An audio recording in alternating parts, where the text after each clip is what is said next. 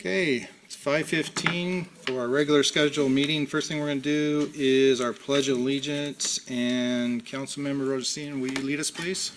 Been honored. I pledge allegiance to the flag of the United States of America and to the republic for which it stands, one nation, under God, indivisible, with with liberty and liberty justice. and justice for all. Thank you, Councilmember Rosine. The second is our roll call. We do have two city council people that called in, say they couldn't be here. If we can get a motion, that'd be great. Your Honor, I'll make a motion to excuse Councilmember Hornby and Huffaker for tonight's meeting. Second. There's a motion and a second by Councilmember Ewer and second by Councilmember Rosine to excuse Councilmember Huffaker and Hornby. Any comments? All those in favor? Aye. All those opposed? Motion carries. Okay, we're going to have a presentation tonight with Analia Castro. Did I say your name correctly? So you, boy, this is exciting. Thanks for coming back and reporting to us here. Is the mic on? Okay, great. Nope. Nope. There it goes. Okay. Hello. So I'm here to talk about my Misawa trip. So just a little bit about Misawa. Misawa is the sister city of Wenatchee and East Wenatchee, and Clyde, Pangbourne, and Hugh Herndon were the first people to have a trans-Pacific flight. This flight started in Misawa and landed here in our Wenatchee Valley. This was the flight that started our friendship with Misawa. And so just a little bit about myself. I'm Analia Castro. I'm 14 years old. I'm a freshman in high school. I love to travel and craft, and this year I was a delegate for the Misawa trip. So, going to Misawa, we first had to go to Tokyo. So going to Tokyo, it took a long time. It was a 12-hour flight to Tokyo from Seattle, and we took trains, subways to go to almost all of the places. And when we went to Misawa, we took the bullet train, which was really fun. So, we went to go to Harajuku, which is known as the Tokyo streetwear capital. And there were a lot of cool clothes, and it was really fun because there was a pig cafe. And if none of you know what that is, it's like you go into the cafe and you just go hug with some pigs. So cute. Cuddle, do whatever you want, and you can just have some food and drinks in there. And then we also went to a place called Time Capsule, which was one of my favorite shops that were there. It was like little, I don't know how to describe it, but like vending machines, and you could get like bags, minifigures, candies, and stuff like that. And in one of the picture, I think it's to your guys's right or left, but one of my favorite foods is ramen, and the ramen in Japan is a really popular food, and it's really fresh and is way better than here. So if you ever go to Japan, try their ramen. It's really good. And so another thing we did do in Tokyo was look at all the temples and buildings. All of the temples were really relaxing and very calming. And one of my favorite things to see was the big Buddha. It was absolutely big, and it used to be a temple, but it kept getting destroyed, so they just let it become an outdoor thing. And one of the buildings we got to visit while we were in Tokyo was the City Hall. It was very modern and had a very beautiful view over the city. and you could see the Tokyo Tower where we were, and you could see the Meijing Shrine, which was like had beautiful tall trees. And you could also see the Statue of Liberty, which we got to visit while we were there. It's very tiny compared to the one in New York.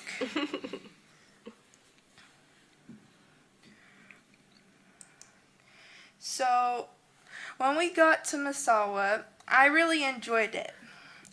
It's a very beautiful place. I really enjoyed just learning about the culture in Misawa. One of my favorite things that we got to do was learn how to play drums and learn how to make sushi.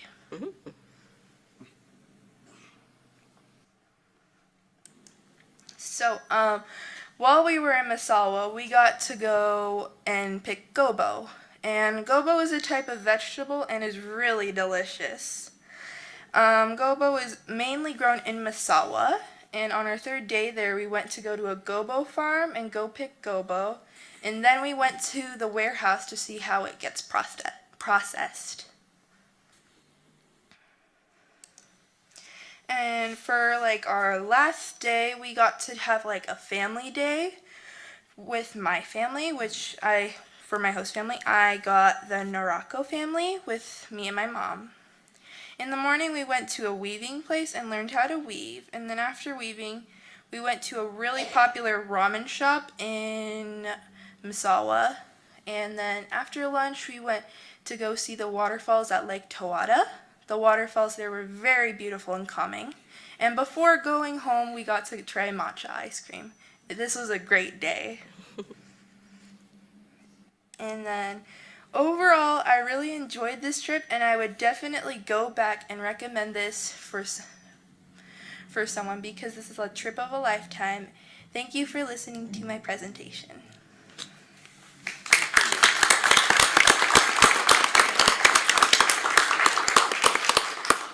And Mr. Mike Poyer, could you come up here? I have a gift for you from Mayor Kohiyama. Sure. So I'm just, remember we were going to ask a couple questions. Yeah. So I'm curious, did you put this presentation together yourself? Yep, I put this together. Yeah, it's very good. It's great. Thank you so much. Councilmember Harold went with you also, right? Mm-hmm. Okay, so we'll go down there and get the gift together. Oh, well, it's for you, sir. I know. So, no, we send, maybe you could explain, we send, one city council person every year from Wenatchee and East Wenatchee, right? Yes. And we have David here, and your mom came? Yeah, my mom came. Okay, why don't you come up and we'll get a picture all together, and that'd be great. David? Was the trip special? I'm sure it was. Very, Yeah. very. And a nice presentation, thank you. Yeah, that was great. This is David Keltz. He is the president of our Wenatchee Valley Masawa Accessory City Association. For a couple more weeks. You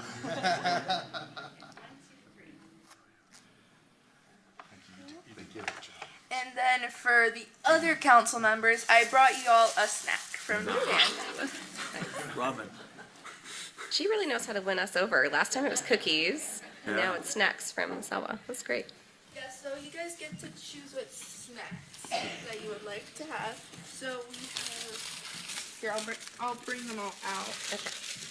But I have this, or is it? Whatever. Which is your this favorite? This one was my favorite. It's a jelly type. Ooh, Thank Would you like a jelly? thank you. Thank you. Here, Mr. Foot, I got you this one and then one for you. Boy, I do feel special. Thank you.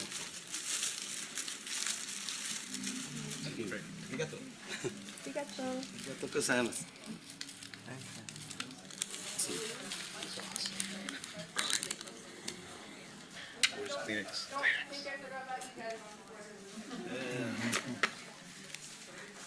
She knows how to work the room.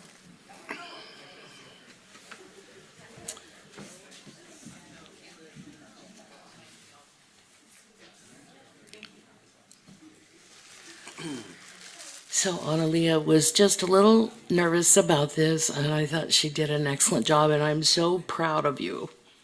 You did Yeah, a wonderful thank- job. Thank you again. Thank you for the treats.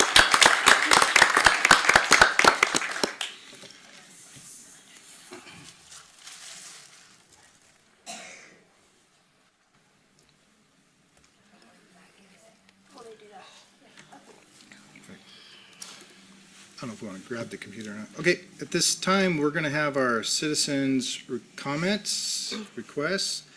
It's a period to provide opportunity for members of the public to address the council on any matter, including items on the agenda. We ask you to address, when you're called to address the council, and your name and address. Speak into the microphone.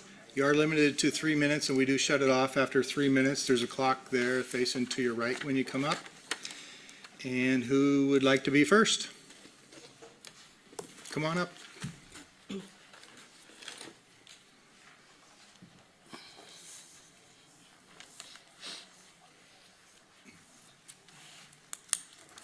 Hi, I'm Lois Ferguson. I live in Wenatchee. I am my sister Dorothy's opening act.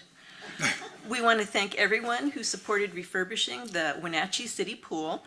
Davis Erickson, Director of Parks, Recreation, and Cultural Services, and his staff, the citizen volunteers on the Arts, Recreation, and Parks Commission, the Wenatchee City Council, and Mayor Poirier. My sister has been a Wenatchee City Pool user for 34 years. She describes the pool as a priceless community resource for children and families in Wenatchee. She hopes to enjoy using the pool for many more years. Thank you.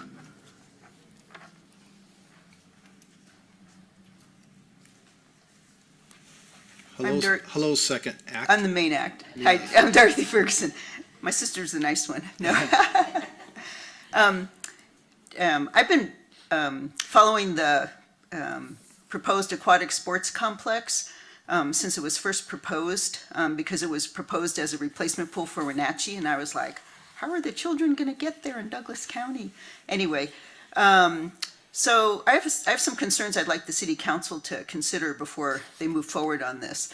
Particularly, what are the unidentified costs to building this complex? The Senate Bill 5001 allows the PFD to fund transportation improvements directly related to access, motor vehicle and pedestrian access to the facility. That includes construction and maintenance on state highways, county roads, city streets, and pedestrian pathways. The feasibility study did not address the potential transportation costs, so voters have no idea what those costs would be.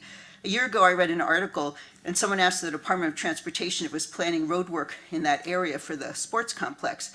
And the Transportation Department said they weren't planning any new work for about 10 years. But if somebody else wanted to pay for the work, they could coordinate that with the Department of Transportation. The feasibility study economist report only assessed the possible positive economic impacts on the community. It didn't assess the possible negative impacts, like on local health fitness businesses or nonprofits like the YMCA. It didn't address the chronic lifeguard shortage, and if we need new lifeguards, how are those going to be obtained, and how would that possibly impact our local pools, because we've had pool closures. Lifeguarding takes special skills and training, and so just not everybody is, there are not a lot of people that are interested in that job. Wenatchee residents are still paying off the debt for the Town Tourist Center until 2042. Many families work multiple jobs to pay for housing, buy food, and property taxes. Wenatchee residents cannot afford more debt, like $168 million to build the complex, plus $4 million annually to subsidize the operations of the aquatic center. Wenatchee needs funding to maintain our city streets. Our money would be better spent on that. So I just ask that you ask more questions about the potential aquatic sports complex and joining the PFD. Thank you, Dorothy. We did get your, I think, did everybody get her letter? Okay, Yes. perfect. Right. Okay, who's next?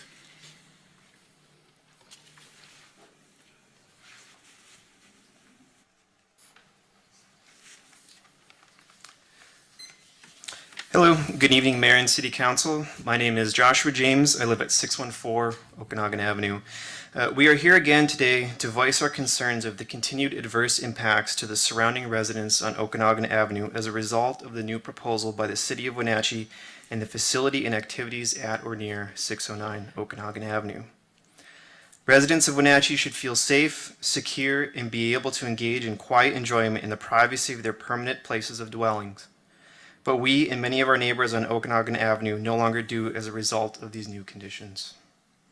For us, this is not a partisan issue. This is about our safety, health, and quality of life, in addition to other concerns such as nuisances and financial issues in which we have documented and submitted. For example, since February of 2024, we have documented now over 1,000 public demonstrations directly adjacent to our homes and in effect targeted residential picketing and over 3,400 noise nuisances, often occurring 12 or more hours per day, 7 a.m. to 7 p.m. in our residential neighborhood as a direct result of the location of this facility. This facility has been issued and is operating under a conditional use permit to be allowed in this residential zone that is not consistent with the conditional use permit criteria. Despite social political differences surrounding this topic, those that we have and continue to reach out for consultation, including many local Wenatchee community members, would likely agree they would not want to be subject to these concerns and conditions directly adjacent to their places of primary dwelling.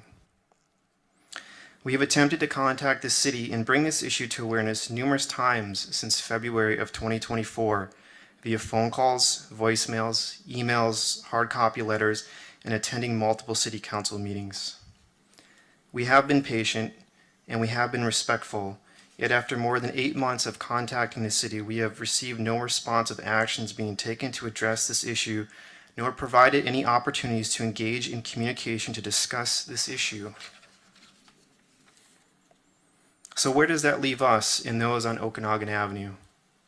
What do we as citizens and constituents with legitimate concerns have to do for our voices to be heard and for the city to please respond and engage us in communication? Again, we don't want to be here. We don't want to be involved in this, but we will, not only for ourselves, but also for our local community members on Okanagan Avenue who may not be able to. We will continue to pursue these concerns and work to gain public awareness and support of this issue. We ask the City of Wenatchee to find a resolution to this. We ask and continue to ask to respond to us and to those on Okanagan Avenue to engage with us in communication. Thank you.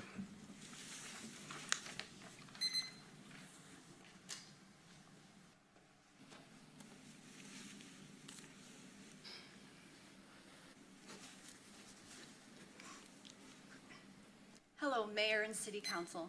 My name is Constance Zahar. I live at 614 Okanagan Ave. The facility and activities at 609 Okanagan Ave continue to cause distress. We are still waiting for a response from the City of Wenatchee.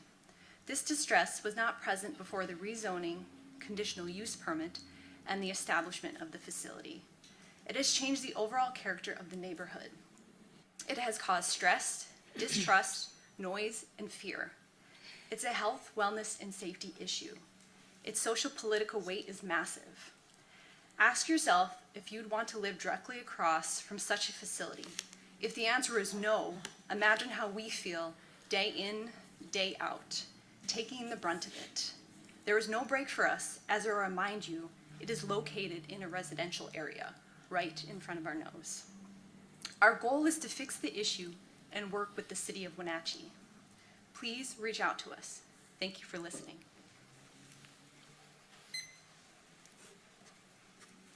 Thank you for coming. Who else? Sir? How you doing, Council? Glenn Wilson, homeless. I just want to bring up a few issues here about the tiny homes. Some of the rules that they have is worse than a penitentiary, okay? There's no talking. You can't talk to anybody, okay, when you're there. Nobody. 3 people got kicked out of there because they said good morning or good afternoon to somebody, okay? No food or water are allowed in the tiny home. I'm talking for your pet, okay? Grown-ups don't have anything either. They gotta go down to the mission. Oh man, this goes on and on and on. Gotta check in at 9:30 at night. If you don't come back. Treated like outsiders. It's just, you gotta make a reservation to use the toilet. How do you know when you gotta use the toilet? My suggestion is this: have them have Pampers on call for grown adults and see how they like it. Well, you guys put yourself in them shoes, okay? I'm telling the truth, man. I speak what I say. They don't like it, I got 2 words for you. Pick them. okay? I'm from New York, so you can figure the words that I'm talking about. Okay? But I'm just saying, man, put yourself in our shoes. This is crazy. You gotta make a reservation to go use the toilet? Who does that? You have a cup of coffee, you're gonna go to the bathroom, right? Not with no reservation. Not without a reservation, you're done. Bring the Pampers, man. Make sure you guys supply that. And see how people like them like that. Because it's gonna get worse before it gets better. And if anybody, like I gave you the suggestion before, if any one of you want to be homeless with me for a week, let me know. Because I'll bring you to school and show you what it's really like. It's not eating the banana coming out of the plaza. I'm talking about hard time. Okay? You guys have a great day. Thank you for coming. Who's next?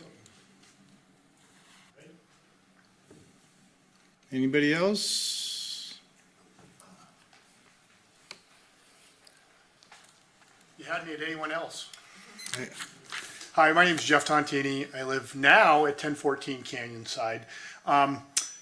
You guys got to hear from me a couple of months ago. I'm not here on that issue. I was told in the military that before you complain, you should have a suggestion or hopefully a way to alleviate maybe the problem. I don't.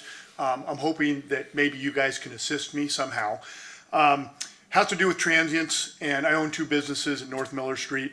I'm spending a lot of time asking transients to leave, then having to ask the police to go down there, and the police have been fantastic. I know you guys have done a phenomenal job with trying to house people with the different areas for the RVs. I'm not here to complain. I'm trying to figure out, though, how to best use my resources, because right now I'm spending literally $200, $300, $400 a month on removing trash that is left behind my buildings. I saw the other day in the paper that the city has spent $500,000 since January to September at the train park itself. Again, I don't know what can be done. I just know that I'm spending hours a week and hundreds of dollars a month picking up other people's trash. And after raising my own children, I don't want to pick up stuff anymore. So I don't have an answer. I'm just here to let you know that myself and other individuals, especially that are adjacent to the Burlington Northern Railroad tracks, of course, that's an area that a lot of homeless congregate. And I just don't know. And again, because I'm the individual I am, I'm not going to pick up my stuff and go throw it up a canyon or at the train park or something else. I'm actually disposing of it how I should, but it's costing me a lot of money. And as a business owner, I'd like to, try to keep my money. So that's all I have. Thank you for listening. Appreciate it. Thank you for coming tonight. Anybody else? Seeing none. We will go on to our consent items.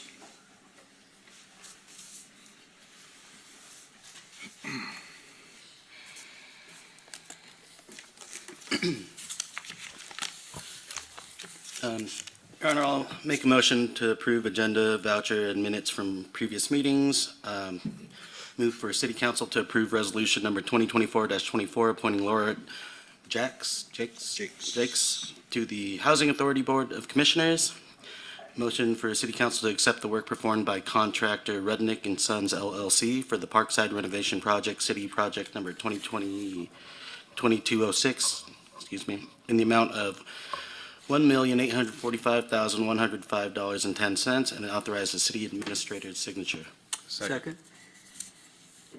We have a motion by Councilmember Rosina and a second by Councilmember Atkinson to approve agenda vouchers minutes from previous meeting. Motion for the City Council to approve resolution number 2024-24, appointing Laura Jakes to the Housing Authority Board of Commissioners.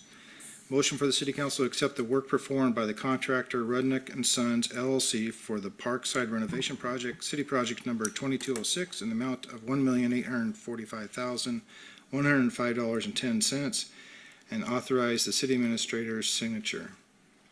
Any other discussion or comments? Hearing none. All those in favor? Aye. All those opposed? Motion carries. I'm going to ask Laura, she's given a lot through our community, and would you mind just making a brief little statement of how much you've been involved? We looked at that application, I was like, oh, great. Absolutely. Regardless of the number of people that did or did not apply for the position, I appreciate the opportunity. I had spent 20 years as an elected school board member for Wenatchee, and while I loved that experience for the most part, really gave me meaning to my life, an extra boost of making a difference in our community. I miss seeing students, so seeing Annalee give her presentation was a special treat tonight. I also served for 8 years on the City Parks Board some time ago, as well as a number of other volunteer positions in the community. My husband and I tried to assist a homeless woman. We spent about 18 months doing different things to hopefully get her on the right track. And it was an eye-opening experience for us, and we really became much more aware and cognizant of the complexities of what it means to be homeless. And so I have an appreciation that maybe some other people don't have. I do have a hole in my life in terms of my community service after leaving the school board, so I do appreciate this opportunity to give back. I attended the Housing Authority meeting this morning, got to know a nice group of people just a little bit. Even though I'm not official, I intend to go to the meetings until I actually am official in January, I understand. So if you have any questions of me, I'm happy to answer them. But thank you again for the opportunity. I do appreciate it. Thank you. Yeah, well said.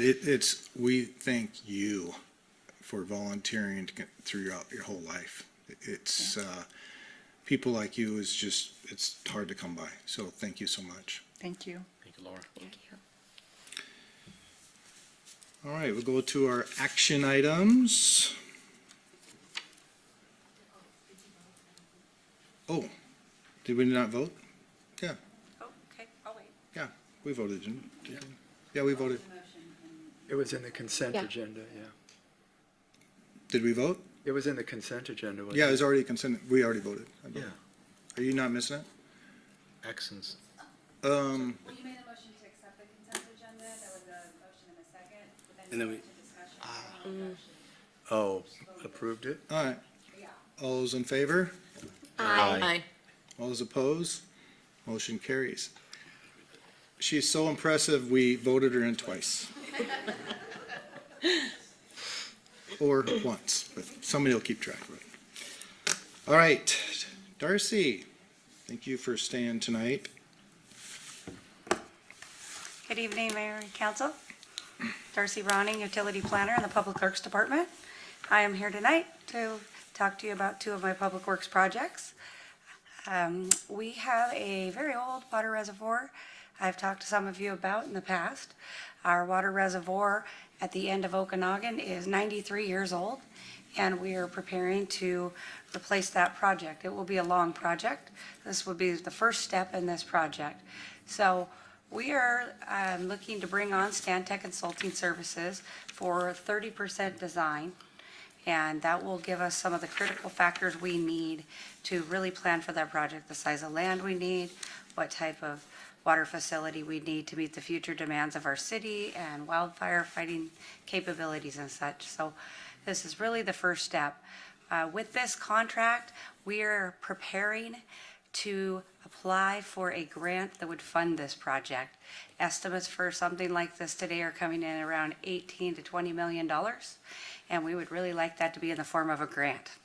So, but grants take effort, and they usually want you to have quite a bit of knowledge of what you're doing. And so tonight we are bringing a contract before you to bring on Stantec Consulting Services to help us get that 30% critical package together so we can go after some funding, maybe multiple funding.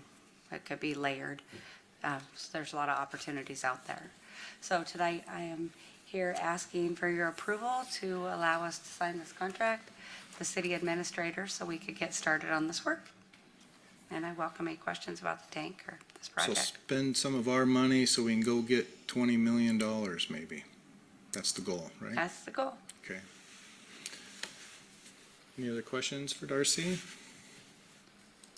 Your Honor, I move for City Council to approve the professional services agreement with Stantec Consulting Services Incorporated to start design efforts for replacement of the city's 4 million gallon water reservoir and authorize the city administrator to sign the agreement. Second. We have a motion by Councilmember Harold and second by Councilmember Cuevas for City Council to approve the professional services agreement with Stantec Consulting Services Incorporated to start design efforts for replacement of the city's 4 million gallon water reservoir and authorize the city administrator to sign the agreement. Any other comments or discussions? Hearing none. All those in favor? Aye. All those opposed? Motion carries. I have the next item as well. Next. This project is known to us as the Critical Water Infrastructure Resiliency Project.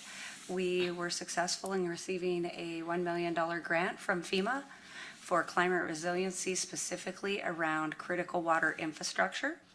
That to us means that we need to be able to run our water and wastewater treatment plants in any power outage or wildfire crisis. And so we sought after this money for generators.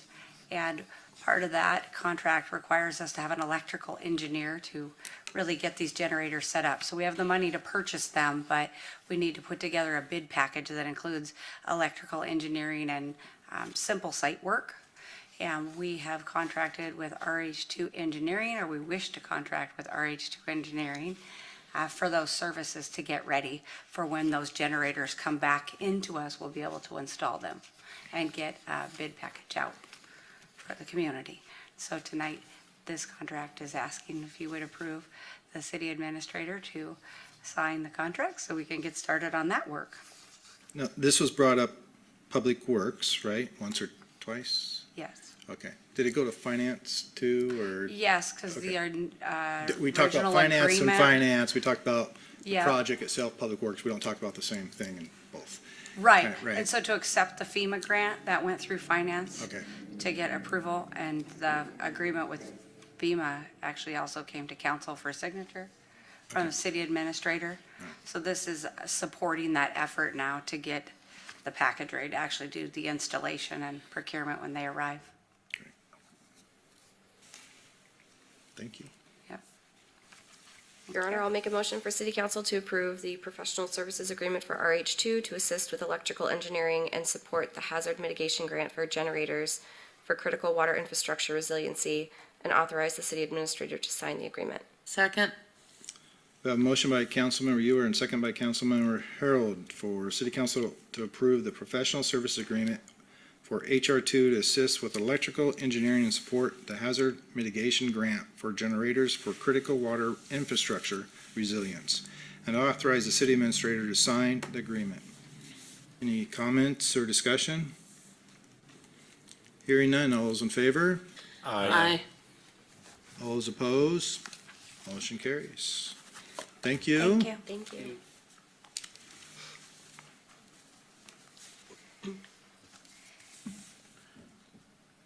Good evening, Mayor, City Council Member Jessica Shaw, Deputy Public Works Director, Utilities. And tonight, I have some utility code updates for you, and I have a short presentation here to kind of summarize what we're proposing. So these code revisions, just to kind of give you an idea of how they came about, is, you know, we've had a lot of discussion from our Community Development Department and our Public Works Department are really working on middle housing, right? Making sure that we can accommodate multifamily. And so as part of that, we reviewed our water and sewer code to make sure that those codes were consistent with some of the direction that we're going and with some of the new state legislation that's come down over the last year. And so for the first ordinance, which is 2024-24, is for the water code. So we had some definitions that only talked about single family and duplexes. Well, there's obviously many more different kinds of middle housing opportunities out there. So we are proposing to remove that definition, and I couldn't find the definition anywhere else in the code. So this is just a little bit of cleanup effort. We also looked at, and I'll talk a little bit more about how we got here, is that we want to make sure that we are using our utilities efficiently. Many of our utilities, especially in the areas where we're going to be adding more housing units, were really just designed for single family. And now we're going to be adding a lot more units. So we just want to make sure that that development happens responsibly and efficiently, especially with regards to use of our utilities.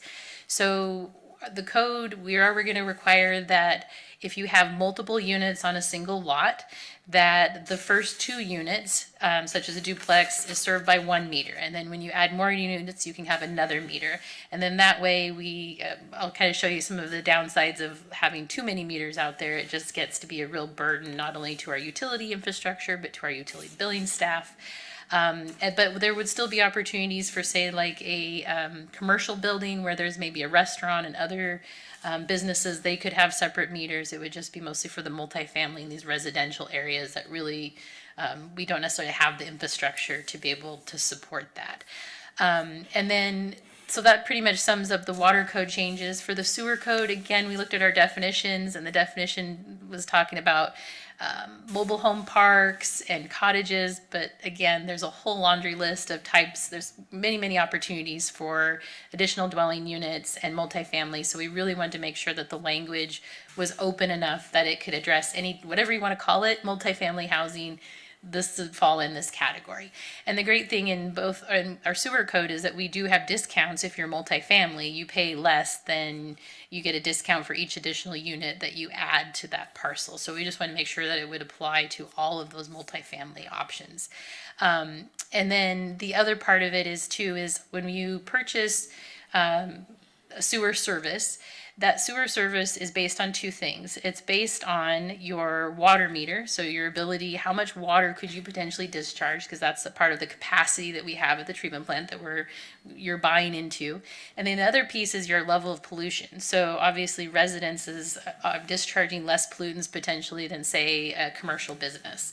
So the 2 parts that we noticed we needed to clarify our sewer system investment fee for multifamily is based on the water meter and the number of units that you have. So lots of clarifications, but hopefully at the end of the day, it's more easy to read. It's more inclusive of all the different types of multifamily housing. And so the last part, just wanted to share really quick. So this is an example of just a block in Wenatchee, right? And so on this block, we currently have 7 chambers, so that's the chamber and the sidewalk, and we have 12 water meters. And so when we started to look at, okay, so if we allow if this could be fully developed with, 5 units per lot potentially, or more maybe, you could end up with as many as like 60 water meters. And potentially we would not be able, we'd have to do more cuts in the road, we'd have more chambers in the sidewalk. And we're very concerned, of course, if we're putting money into preserving the pavement, we don't want to be cutting the road.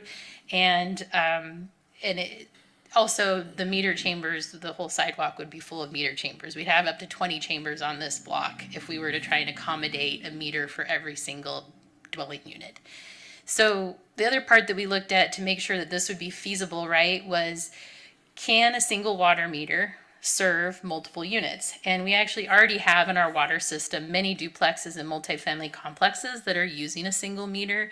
In fact, the smallest meter you can buy is the 3/4 inch meter, and it can serve up to 50 fixture units. And as you can see here in my analysis, for a single family residence, this is a 2-bedroom, 3-bath, that's only 17.5 fixture units.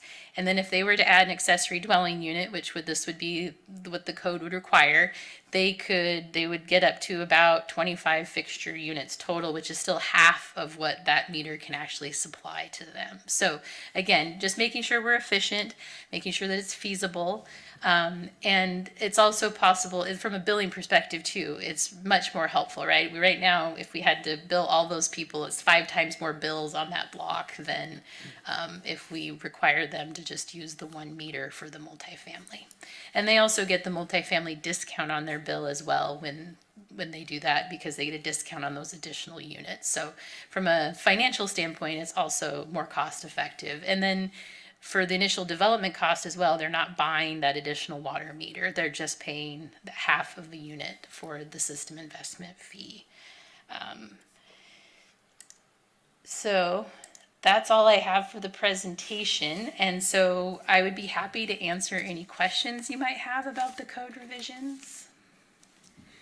It was brought up, Public Works, Mm-hmm. and then, I'm not sure what the right wording is, private meters? Can you explain a little bit of that? So people can still get individual meters for if they do an ADU or whatever. Can you talk a little Yeah. bit about that for me? Thank you, Mayor. Yes, that is correct. When this was presented to the committee, the question came up about, well, what if these are tenants and, what if one tenant is using more water than the other?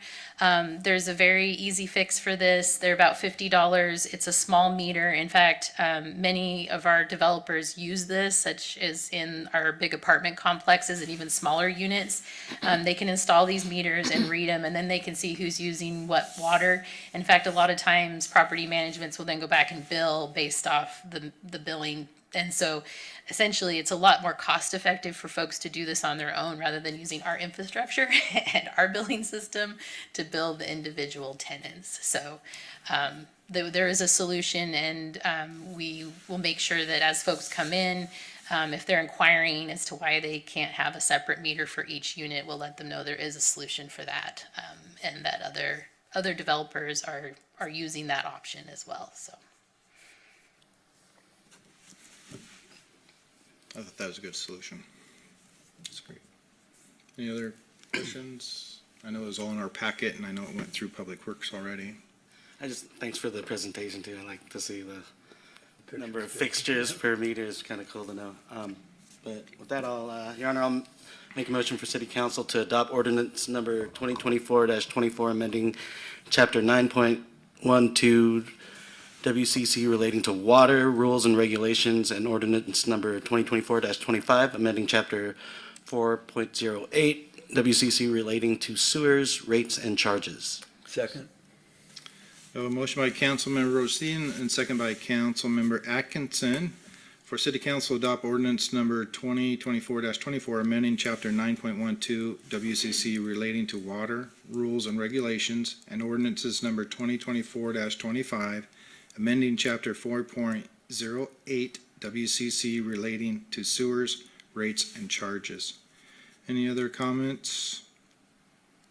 Hearing none, all those in favor? Aye. All those opposed? Motion carries. Thank you. Thank you. Mr. Kelly.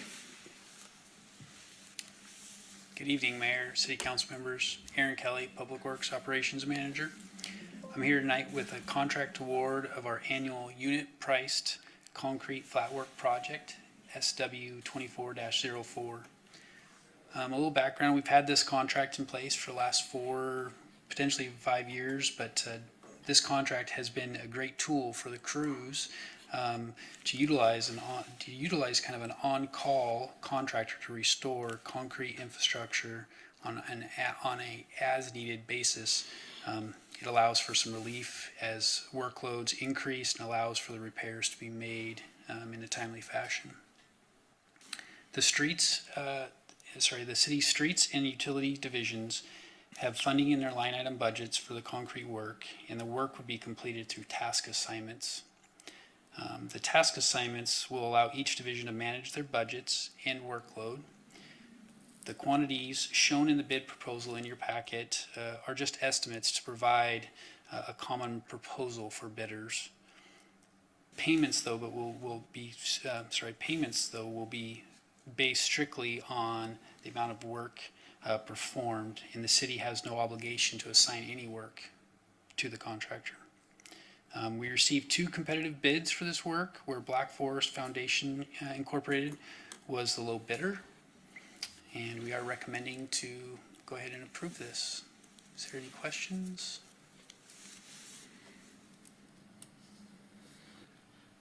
I got a little lost. This is every year?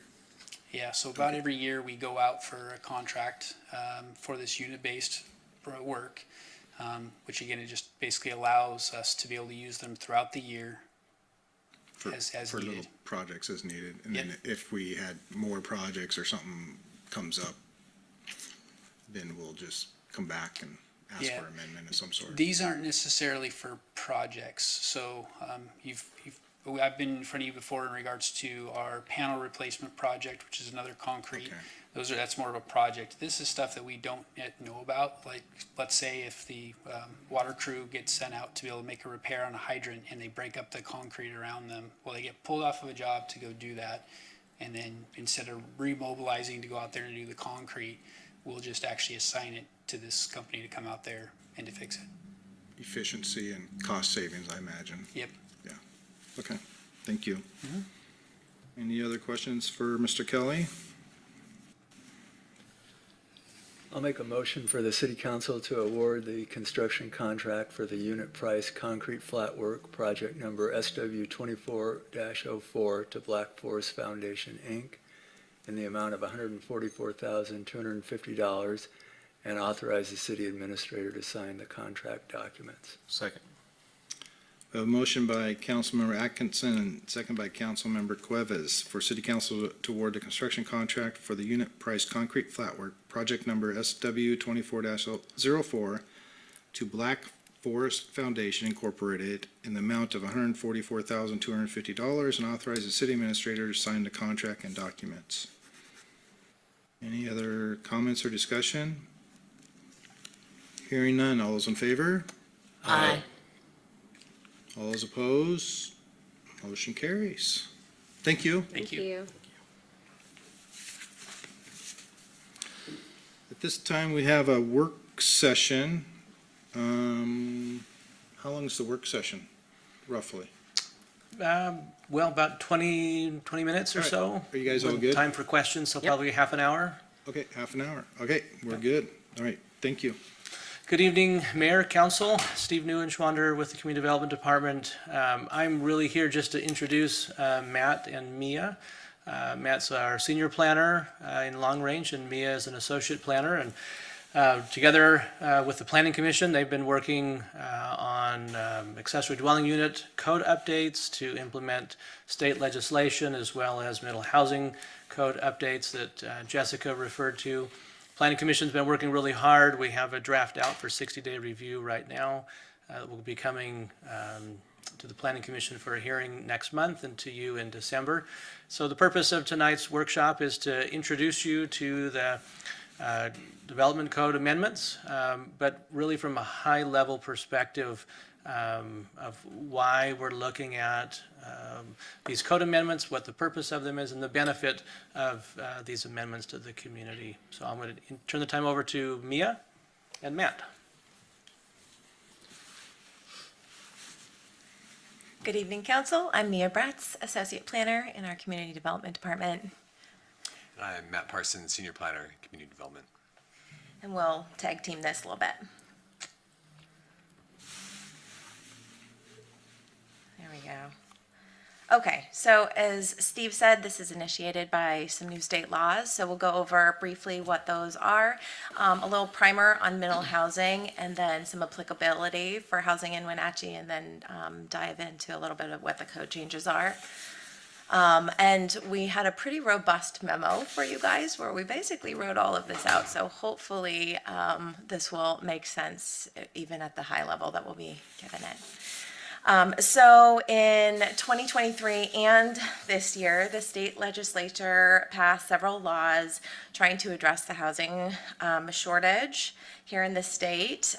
They have identified the state of housing as a crisis here in Washington State. And that's because there are not enough homes for all existing residents. Not enough production of homes to keep up with population growth, and this is leading to home prices also growing faster than incomes. So these new laws are focusing on housing production that will help meet their goal of housing supply and increasing housing supply by 2044. Additionally, these laws focus on adding this new infrastructure of housing around urban areas where we already have developed infrastructure. And so specifically, these laws are around housing that we're calling middle housing and around accessory dwelling units.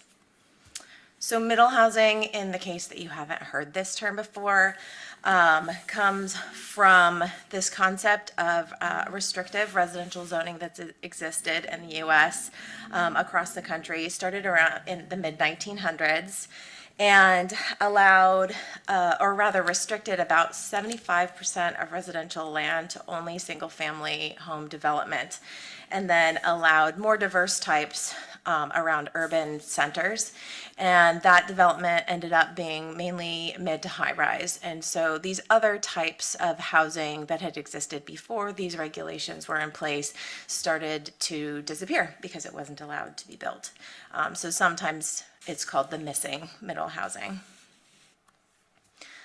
The term middle housing refers not only to that density, but also to the middle income that the economics represent by these different sized housing units, and also by the single family form that these existing single family neighborhoods can potentially accept these housing types within them, and so they fit in the middle of existing neighborhoods with design standards to help.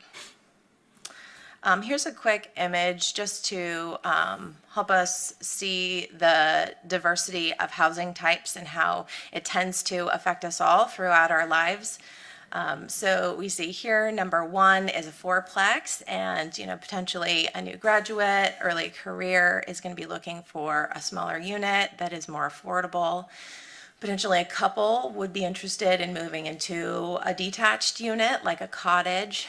A first-time homeowner may purchase something like a townhome, which is going to have a lower cost than a single-family home, whereas a growing family may need the space and be ready financially with two incomes to graduate to the single-family home. In a single-parent situation like number 5, a duplex would allow more space than an apartment, but potentially more affordability than a single-family home. And number 6 is an example of an attached dwelling unit where potentially kids graduate from college and then still need to come home and live for the summer. And then number 7 is an example of a detached unit or the classic mother-in-law. So we need different types of housing. And in Wenatchee, we had our housing, Burke Consulting completed a housing study for us last year that showed we have about 64% of our dwelling units are single-family homes, and about a fifth of our units are multifamily or the higher density homes. And then that leaves about 17% of these middle housing categories. This was also completed by our consultant in the housing study. It's showing graduating from the top to the bottom in sort of size. So the smallest is at the top and the largest is at the bottom. And we can see the average monthly cost of rent as well as the home sale prices.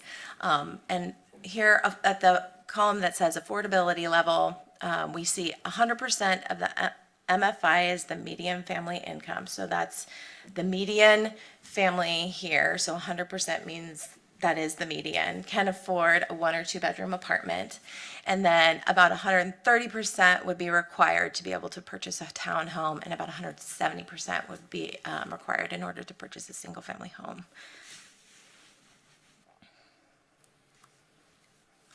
Here are some examples of middle housing that already exists in Wenatchee. So we have quite a number of neighborhoods that were established early in the 1900s. Here are some examples of 4 and 5 plexes on Yakima Street. Here is an example of a courtyard apartments on the left and a duplex on the right. And here's an example of some attached, I believe it's a courtyard, again, on the left, just a smaller scale, and then a combination of duplexes on one lot. I think there's 3 duplex units and then 1 single family as well, so 4 different separated buildings. And this is to just show that, we already have some middle housing in and, exemplify how it can fit within our single-family neighborhoods.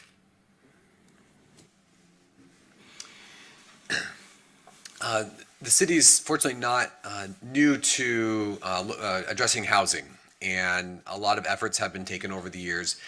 I have a kind of a timeline laid out here, which is how I traced the current trajectory that we've been on, and certainly there were efforts before, but this is, I think, an important recent history.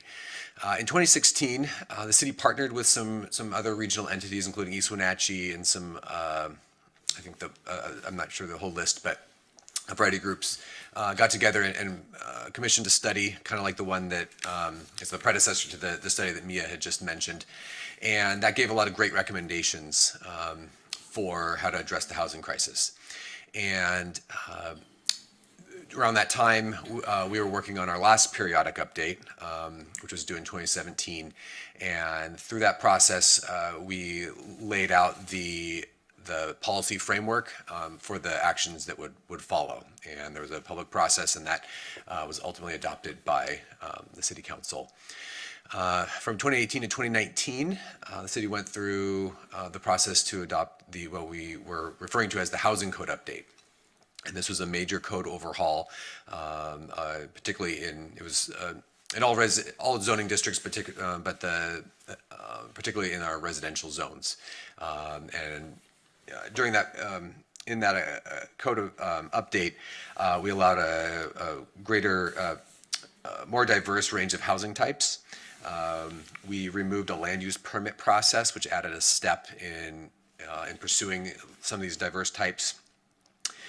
We had more permissive dimensional standards, and we adopted robust design standards to ensure that this development would be compatible with the neighborhoods they were located in.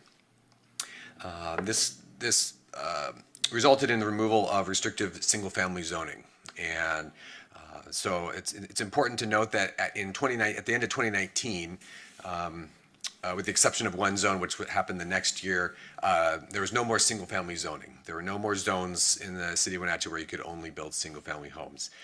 So you could at least build a duplex, subject to minimum lot size for that, but there was you could at least build a duplex, and all single-family homes could have an accessory dwelling unit. So I think that's important to note. And higher density zones could have had more range of options, but in our lowest density zones, that was what we allowed. And so that's kind of an important context for what's being proposed in this year's set of amendments. Following the Housing Code update, we as staff have brought back, we've monitored the performance of the codes that were adopted, and have every year brought a set of amendments of things that we are concerned about and trying to make it better every year. And what we're bringing forward this year is a more comprehensive look, both of things that we've noticed and also, of course, in response to the legislation. Hand it back over to Mia. Great. So it has been 5 years since our code change, and we've seen a great increase especially in townhomes and in apartment buildings. And so this huge step was really important in getting more dwelling units and more different dwelling units to the city. However, we have had some challenges with seeing other housing types, especially at the smaller level. This here is an example of a recent permit application where they proposed 3 units on a lot, and this is a small lot on Chelan. The left side of the image is the street where Chelan is, and so that you can see the driveway entrance there at the top, and it would give access to the first house in the front and then 2 attached units in the back. And then these elevation images on the right side are what each would look like from the street. So this example, they called these units cottages, and so they applied for a cottage development, and so therefore our cottage standards applied. We have different standards for each housing type, and so they had some struggles related to this. The landscaping requirements ended up filling almost every single space here that's not a driveway or the house. And they also have higher open space requirements than most other housing types. It wasn't exactly clear why they chose to apply for cottages. The first home could be considered a single family, and the attached units could be considered a duplex, both of which would not have required any landscaping. So we saw this discrepancy in our code that for the same exact proposal, it could have been two different things with pretty different standards, and there didn't appear to be a really clear reason why we would require one in one situation or the other. One other issue that we've seen with the code is in situations where housing types are mixed that are less alike than a single family and a duplex in the code. For example, if somebody proposes townhome units and has a variation of buildings that are two attached or three attached, and they call them all townhomes, our code would actually consider the two attached to be a duplex and the three attached to be a townhome. And so then we would have different standards for the ones that are two attached versus the ones that are three attached, related to open space, design, access. And so we think that potentially having some agnosticism toward type may be beneficial.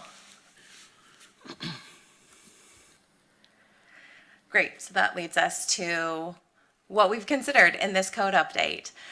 So the first priority, of course, is complying with the laws for both these middle housing types as well as for ADUs.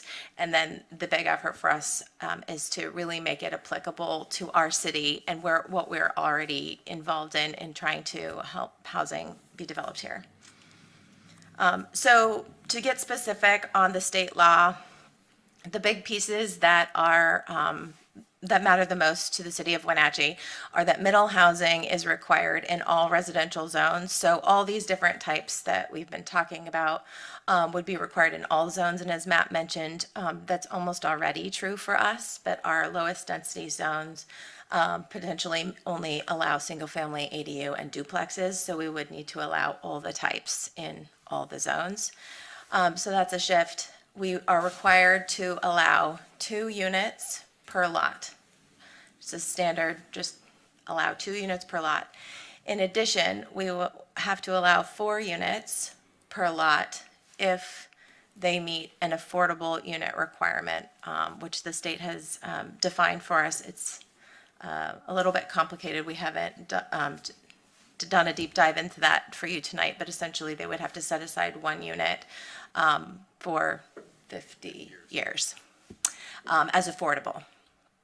And then the ADU law is requiring 2 ADUs per lot. So we'll talk a little bit more about what that density rule means, but first we'll jump over to ADUs.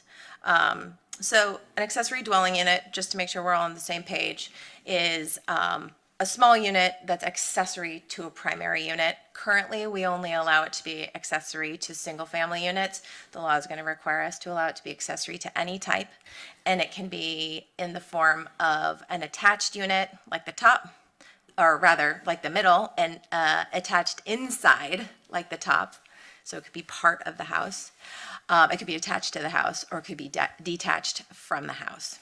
So as I mentioned, we are going to be required to allow 2 per lot. We currently allow 1 per lot, so that's a change for us.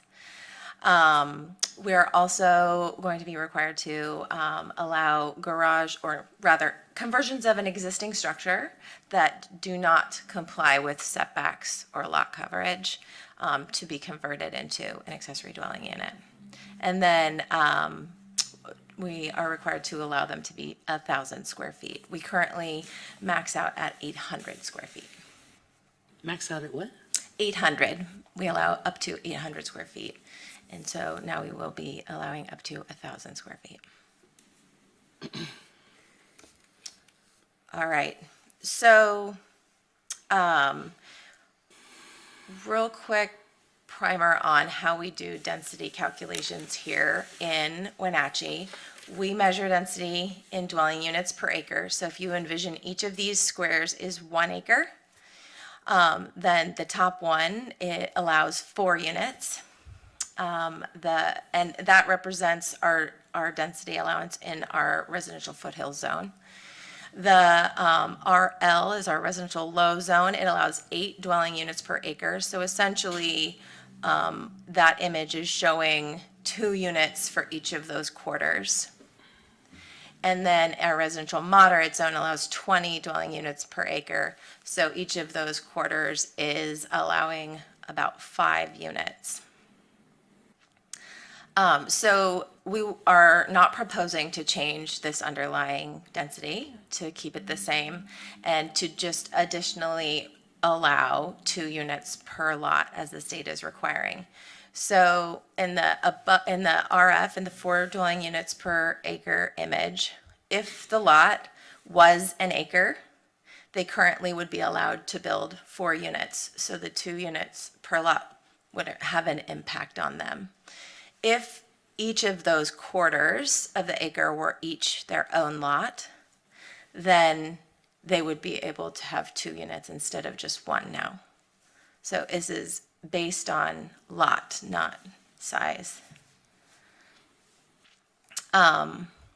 So they're in the residential moderate zone, where those if we envision each of those quarters to be a separate lot, each of them already have 5 units allowed.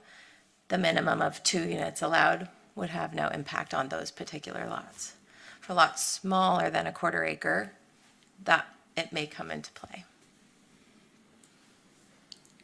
Great. I'll let you add anything, and then if you want to move to the next one. No, I think that was a great Okay. explanation. To further kind of illustrate how this is an analysis of how much of a change that this is for Wenatchee.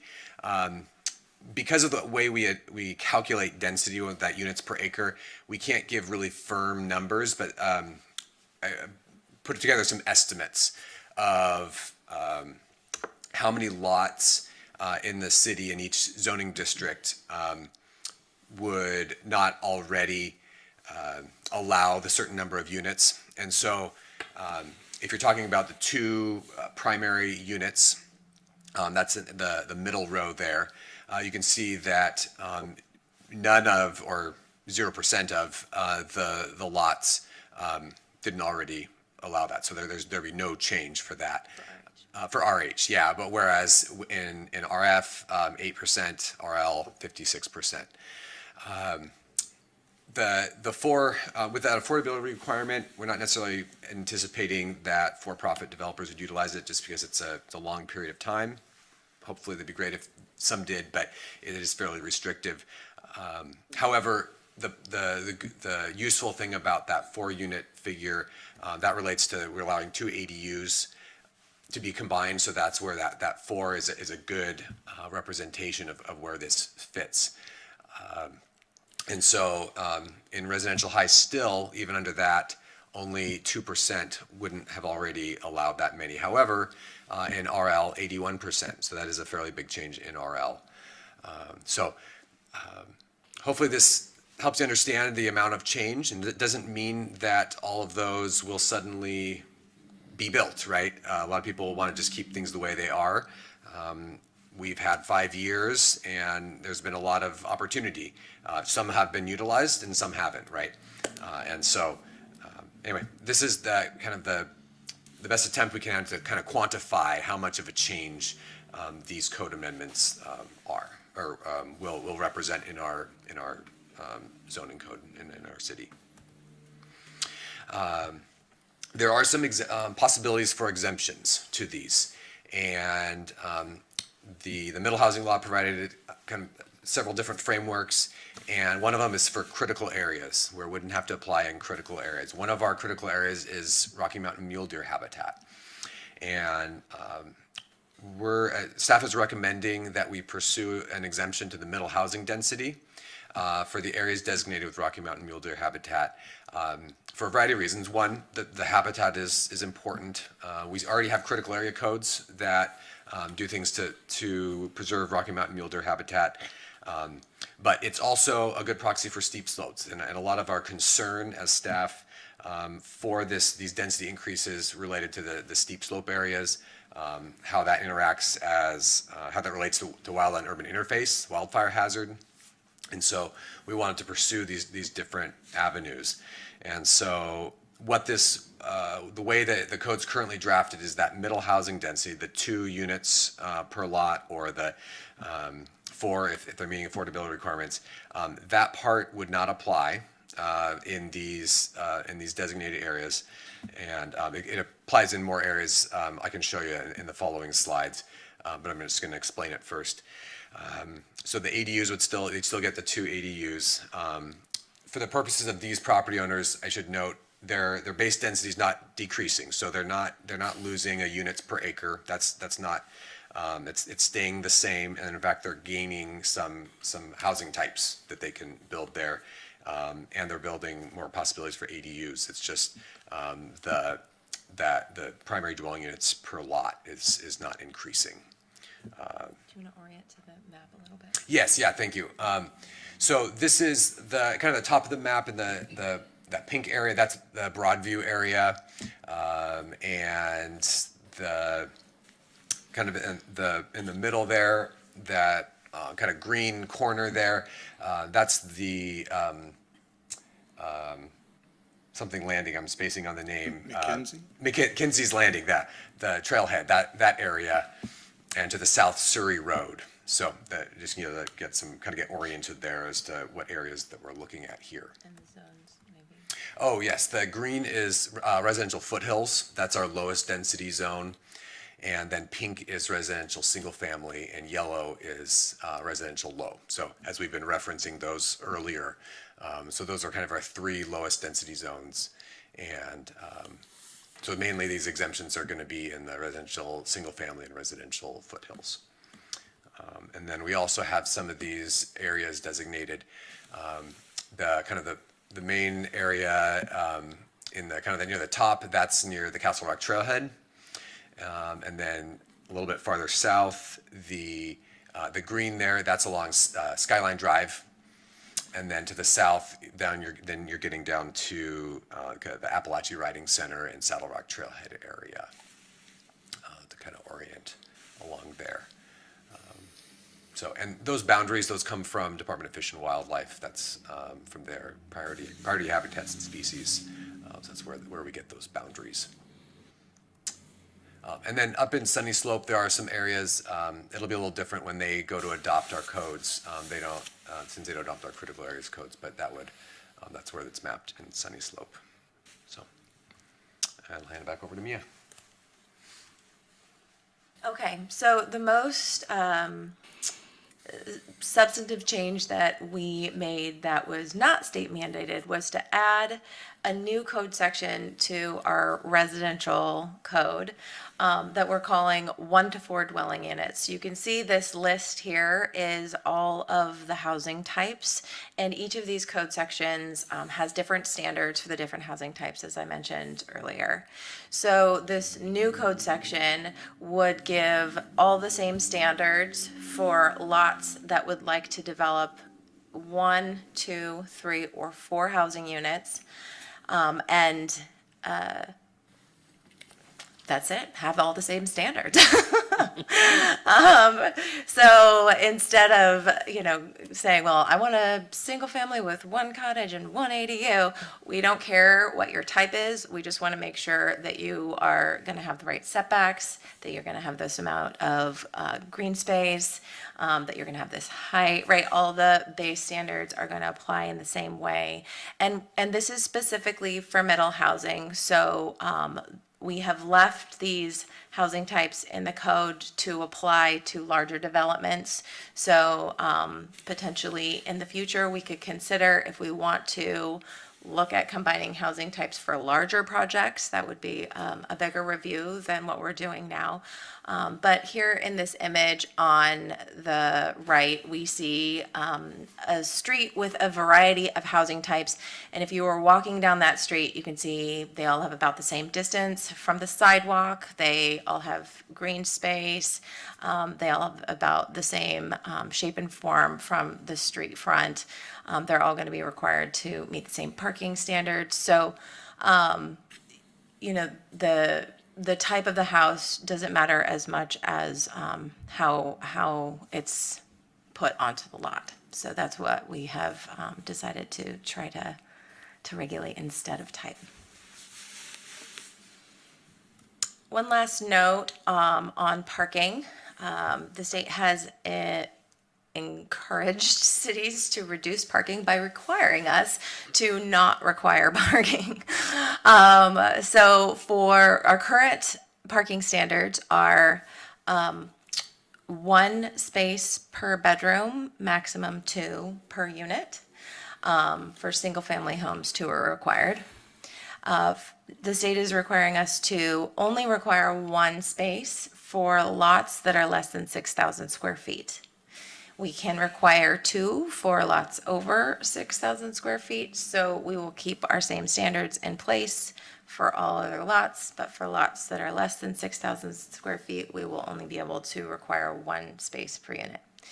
In addition, back to the goal of developing around existing infrastructure, they're requiring cities to not require off-street parking spaces for lots that are located within a half-mile walking distance of what they've defined as a major transit stop. We do not meet any of the definition of a major transit stop, so we will not be removing our parking standards.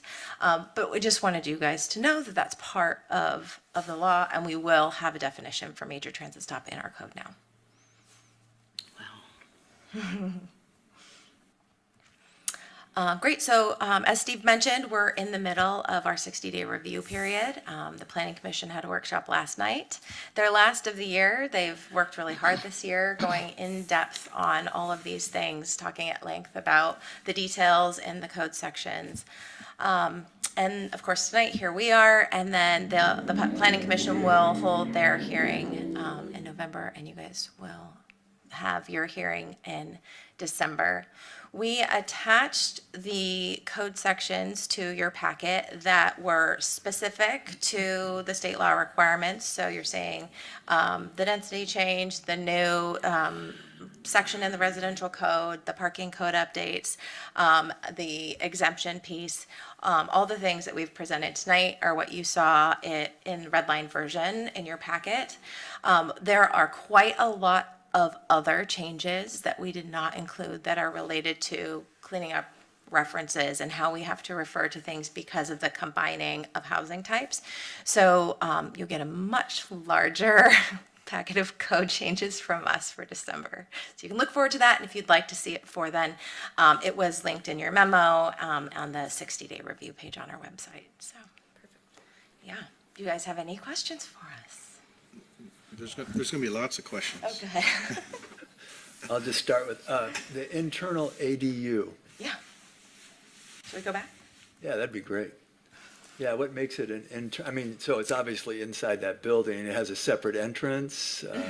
Yes. And separate entrance, and a dwelling unit is a place to sleep, a place to bathe, and a place to eat. So if it has all 3 of those things and a separate entrance, then it's. And what makes it a duplex then? Well, it's a good point.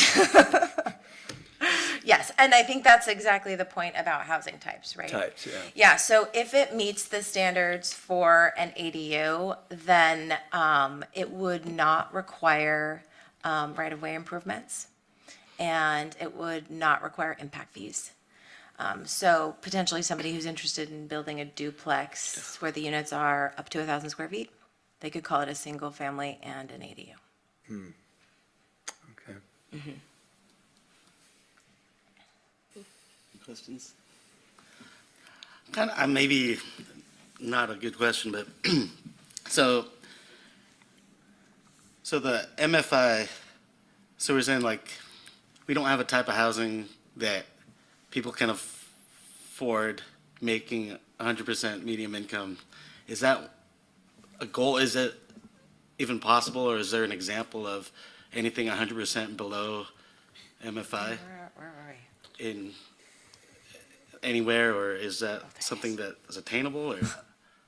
Because if we're starting at 103 MFI, that's, Yes, this is a really brief snippet from a robust study that was done. So, I don't think that I have the ability to answer your question well, but we do have some really great data from the housing study. And to your point about goals, I mean, I think, yes, we would love it if people could buy homes. And what was the year on this study? 2023.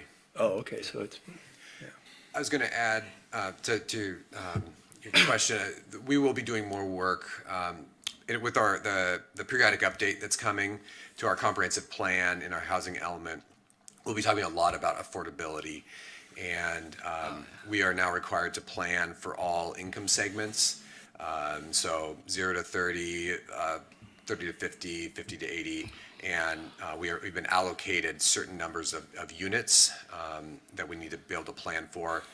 Question being, how do you, the ones that the market doesn't provide, that the question being, how do you get those? I think the housing study, well, you can see the numbers there. Basically, it's below the 100. It's just curious, and also like the 4 units and up, the affordable element. It'd be nice to know what that means. Like what is it, like one of the spaces has to be an affordable for 50 years? Like, what does that mean? Type of, So that, yes, I don't think I explained it very well, but so it would apply, so, where's our density picture? I don't have my whole view. There it is. Oh, no, there it is. Okay, so,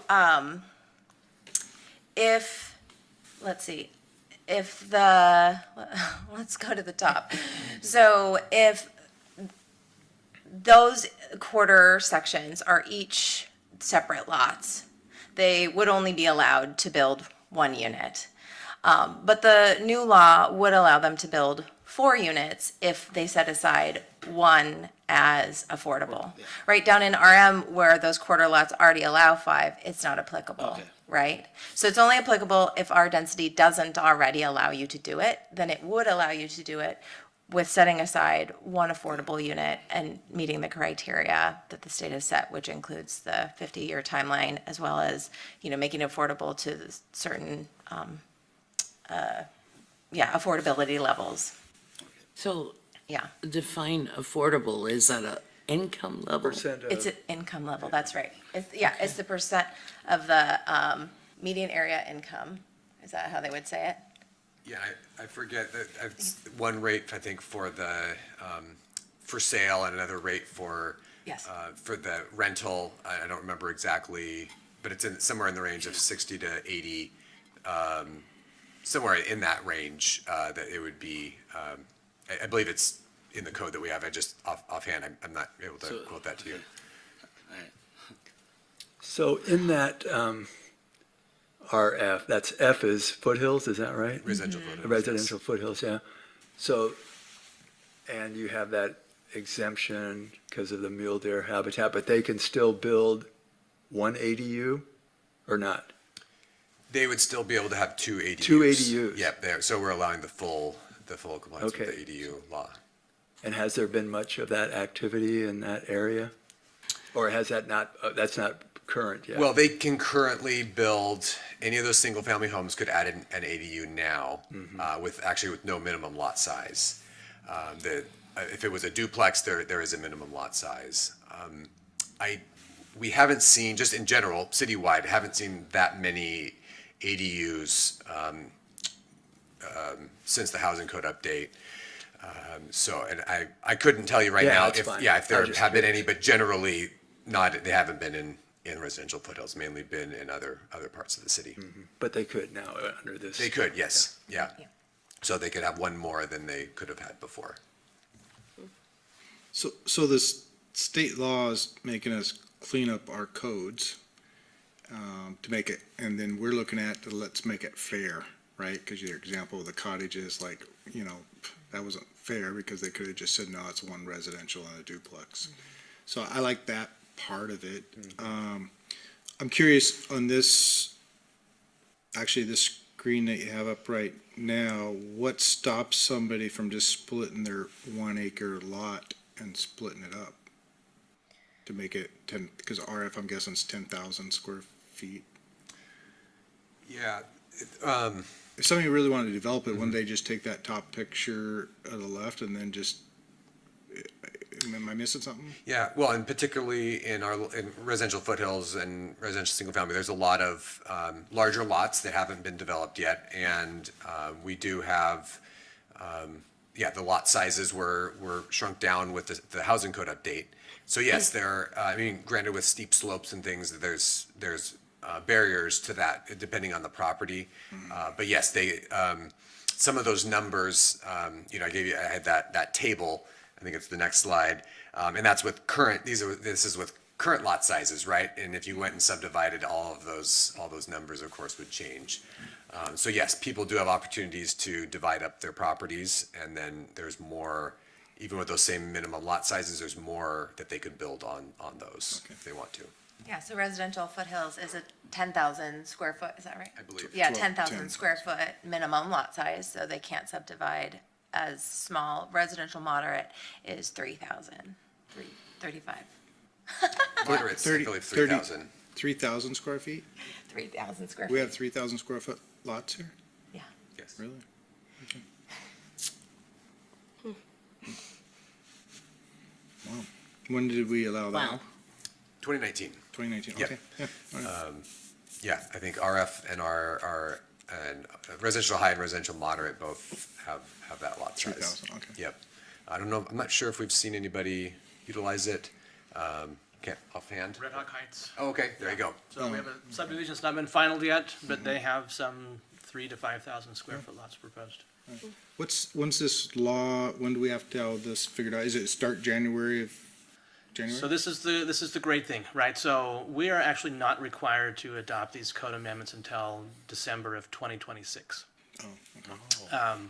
We believe that because of the study that was done by Burke showing the significant lack of affordable housing and our own innate knowledge of the code as we apply it, that the flexibility that comes with the middle housing and the accessory dwelling units are worth putting into place now. So that's why we've been working on them. We received a grant from the Department of Commerce to do this work. And so, yes, if the council adopts these ordinances in December, they would become effective in January. And so we could roll those out then. One thing I would add is that we showed you just the couple of pieces that are being required for middle housing, and that's because those are really the only pieces that affect us. The middle housing bill is quite a lot longer, but we already did all that. We're already complying with most of the requirements. So this is not a big lift for us to make a couple changes compared to what a lot of cities will have to be doing. So I'm kind of curious from what you've heard, kind of current challenges that either homeowners or builders are facing or what they're expressing as challenges. Do you feel like these adjustments will address those issues? Go for it, Mia. Yeah. We absolutely hope so. Yeah. I'm reviewing permits every day and hearing from people what's working and what's not. And so we really took a lot of time to think through it with our whole review team and with the planning commission. Inevitably, some things are not going to work well, and then we'll have to adjust and iterate, and that's kind of the code process. But we feel like this is a really great step forward. We've also been in contact with some other cities that are trying this typologically agnostic concept, and it seems like cities are interested in moving toward it, that restricting different types was part of what, the restrictive zoning that has led to the inability to build housing and our shortage in housing. So starting to have more consistent standards that don't define types and that allow unique lots to find unique solutions to build and still just focus on our standards from the community perspective, from the street view, from the street front, from the neighboring property lines. That those are going to be the protections that matter the most, and all the nuances we can maybe not be so detailed on. Is that a good way to say? It's a great way to say it, and I would just reiterate something is, we don't get to use the word cutting edge very often in community development, but we are at the forefront of middle housing in the state of Washington. We, as a department, as a city, are years ahead of most jurisdictions, most cities in the state of Washington because of the work that we did in 2017 in the comprehensive plan, in 2019 with our housing code update, and with this grant from the state. We're really at the forefront of innovation in middle housing in the state. And so I think we're going to see how it works. I think we've used our staff, the knowledge that we have of development. We have used projects that have come to us in pre-development meetings, and we've applied these codes to see, okay, is this going to work? Are we being overly restrictive? Are we going to, allow things that maybe folks want to do, but they can't do under our current code? So, yeah, we've really tried to vet this code. Like Mia said, though, inevitably, we're going to find something that doesn't work, and we'll be back. That's our commitment, right, to you as a council and to the community at large. Is we want to make it so that housing is accessible. Housing is that the legislative, the regulatory framework is not the impediment to housing. Right, we can only control so many things in the process of development. Right, the delivery of goods, and services, the available labor. We can't control that. What we can control is the regulatory framework. What barriers can we take away to encourage housing? And this is our next step in that. And as Matt said, we're beginning our 2026 periodic update, and that's going to be a real deep dive. We're going to be working with you, with the Planning Commission, with the community, and in really engaging in a robust conversation about where are we going to be in 20 years? What changes do we have to make today to help us get there? This is a small part of that, but it's going to be a really important couple of years as we really reshape the future of the city of Wenatchee. Cities are constantly changing, right? That is the one thing that is going to always be the same in cities is we're constantly changing. We're growing, we're evolving as our community changes. So there's a lot of information. What I would offer, if you would like, we would be happy to sit down with you. We'd be happy to take you on a middle housing walking tour, from the building through Yakima Street, right outside our front doors here.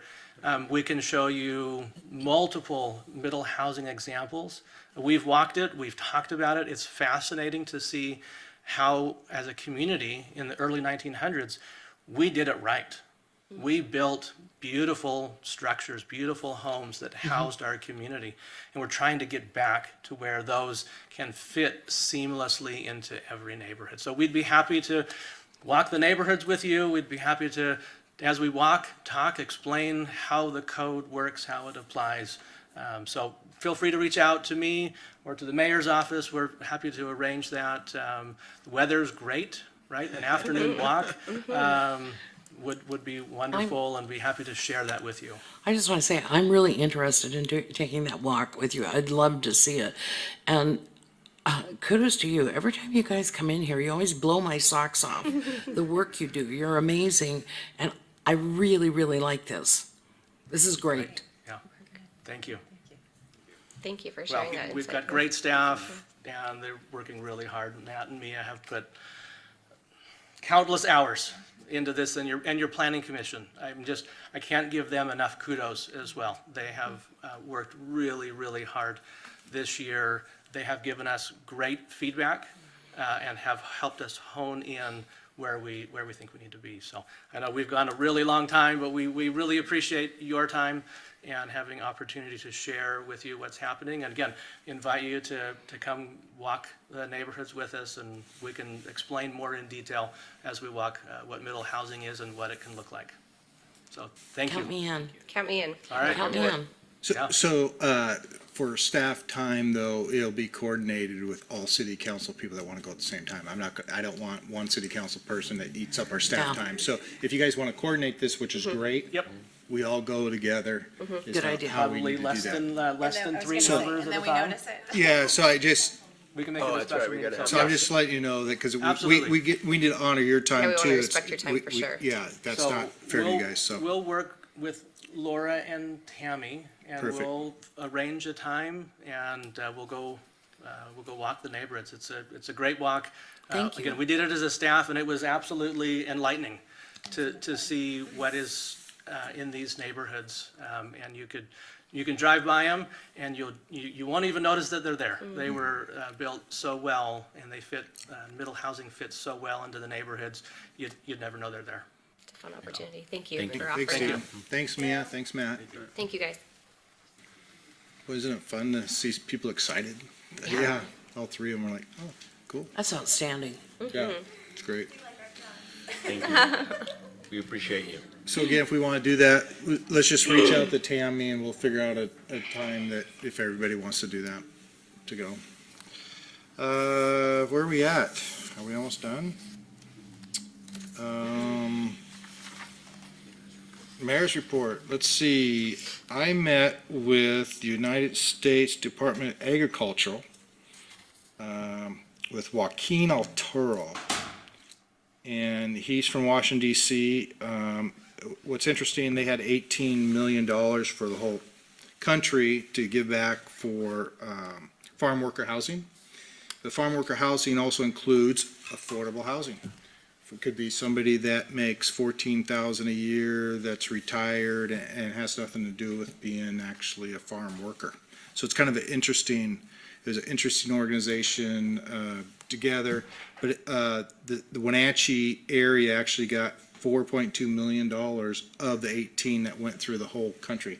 So Wenatchee, again, is on the map in their eyes. So that's why he flew out here from Washington DC for that. That was an exciting meeting to go. And there's going to be more and more money. And I asked how the city can get into more, like they talked about ADUs. So that's something that's expanding. So it's kind of interesting. It's going to the federal level now of ideas and how they can funnel money back into us. So that's something that'll be happening. I think everybody got stuff from Chief Reinfeld about a couple things if you wanted to go to, right? One thing is next 31st from 3 to 5, the trick or treat on the Ave, if you guys want to go to that. Also, don't forget the police department is hiring officers, and there's a website to apply. And actually, they have a few people in the queue. They had 63. Normally, they have 5 or 6, and they had 63 in a queue. So it's actually definitely a momentum down there. So we want to keep that momentum. Show people our area. You know, they did. I don't know when it was, a year ago. They don't have the requirement that you have to have an AA degree anymore. So just so you know. Say again? You don't have to have an AA degree to be a police officer anymore if you can go through the testing and through the academy and make it. So, to our community. And overall, City of Wenatchee, I believe 90% of the people are in favor of, it's unlike other cities, 90% of the people favor the police department here. So we're in a good situation. What do we have? Other city council? What's going on? Masala was so great. Yeah. It was so great. I mean, you all need to go. It's life-changing. They are so kind. They treat you like royalty. The very first night, the welcome dinner, I have an allergy to soy. Everything in Japan's cooked with soy. Anyway, they made special arrangements just for me, and they had the caterer come over, and she's filling up the entire table with food for me that doesn't have soy. And I'm like, oh my God, this is so embarrassing. You gotta help me eat this. There's no way I can eat all of this. Anyway, and then that was the first go around. Then she came back with more, and then she brought dessert, and I'm like, oh my goodness. And every place we went, they had made special arrangements because of my allergy to soy. That's so And I nice. just, you know, I could have gotten around with it. I've gotten by. I would have been just fine, but I really appreciated that. And then their new mayor, this is the first time I've met him. He's awesome. He's an educator. He, in Japan, the kindergartens are all privately owned. They're not public. So he owns a lot of kindergartens, and he's all about education and everything. One of the pictures you saw in there that Annalise showed us it had a bunch of students. We went to a junior high, and they had all of this, songs and stuff prepared for us. And then they got us up there and taught us how to dance. Our very first day on the arrival, they had these kindergartner kids sing to us, and they're just there. They're just so serious, and they're just like little drill sergeants, you know. It was just amazing. If you get a chance to go, you got to go. It's not a relaxing vacation. It's very educational, but it is so worth it. Anyway, okay, I'll get off my bandwagon. And I don't know if we mentioned, like, Linda is the chancellor for next year's, during the whole, I am the current chancellor for Appalachians, yeah. for next year, so. Yeah. Thank you for Anyway. It's been fun. committing outside Thank you for of your the city. video. Yeah, of course. I have two things. Last week, I attended the promotional for the officers, our police department. I'm so excited, and I'm really happy that these 3 officers got promoted. And just let them know that I got, as a council, I got their support. They have my support, excuse me. And I'm really proud of them, and they can continue on what they're doing. Also, yesterday, Cafe invited me to their leadership academy.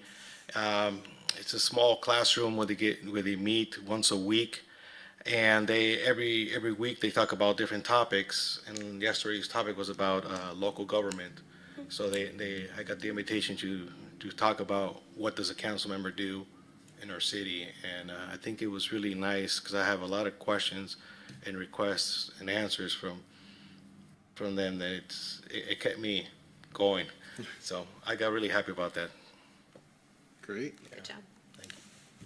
I also attended the promotion ceremony, and it was really special. I'm very thankful I was able to be there. What an honor for all 3 of those gentlemen and their families, and it was just really great. Once again, just continually impressed and blown away by our police department. We're really lucky as a community to have some really fantastic people serving us in that way. So it was really great to be there. Nothing to report this week. The Chelan Douglas Homeless Advisory Task Force, or Strategic Planning Subcommittee started working on their 5-year plan. So we met yesterday, so that's underway. And You guys need an abbreviation for that name. That's Yeah. very long. CDH, whatever. Whatever. Yeah, there it is. So maybe, because I know a couple people have to be gone, a couple of city council meetings, but maybe if you have some special, what committees you want to be on next year, maybe start emailing them to Tammy and say, hey, I really like this one, and we'll start putting that together maybe a little bit. Top, you mentioned like mornings are better than afternoons, so I don't know if I want to do this or not, but maybe it's an idea that we just flip the times, so maybe finance will be could be in the afternoon like it used to be, and maybe public works. I don't know if. Oh, no, Well, I'm just saying, if you guys, you got an idea, hey, if we swap those two, that'd make it easier for us to showing up at 8:15, but then we'll just switch that one to public works instead of finance. I'm just throwing out ideas to you guys. That's the only two I'd ever want to flip, because we flipped it back last year for Councilmember Huffaker. So, I'm just throwing that out to you, but anyway, start emailing what you're interested in, and we'll kind of put some stuff together. Sounds good. We good? Mhm. And Councilmember Cuevas, you made a motion to adjourn? I heard that. You heard that, didn't you? And second by Councilmember Atkins. All those in favor? Aye.